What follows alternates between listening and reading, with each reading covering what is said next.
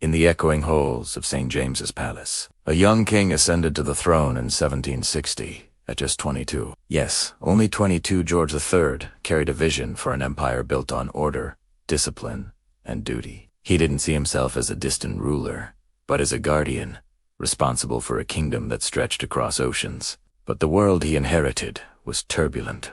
Across the Atlantic, the American colonies were thriving, their towns humming with merchants, and their fields producing timber, tobacco, and hope. They were proud subjects of the crown, yet a new kind of consciousness was quietly forming there, one rooted in a freedom unknown back in Europe. The 7 Years' War had left Britain victorious, but deeply in debt. Tokin Josh.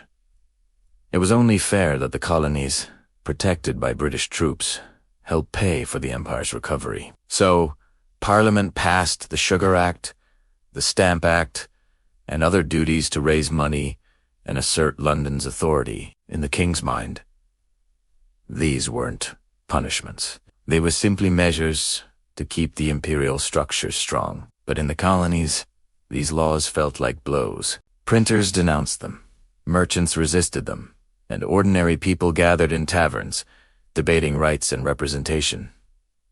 The ocean between them wasn't just miles of water. It was a vast gap in perception. Where George saw loyalty, the colonists saw intrusion. Where he saw governance, they saw a tightening fist.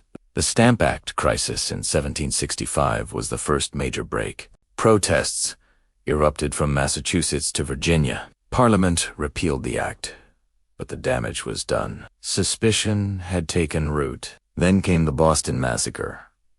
In 1775, colonists shot dead by British soldiers.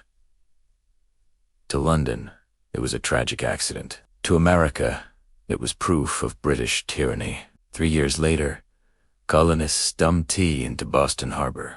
George III called the act intolerable, an insult to the crown itself. His response was swift and harsh.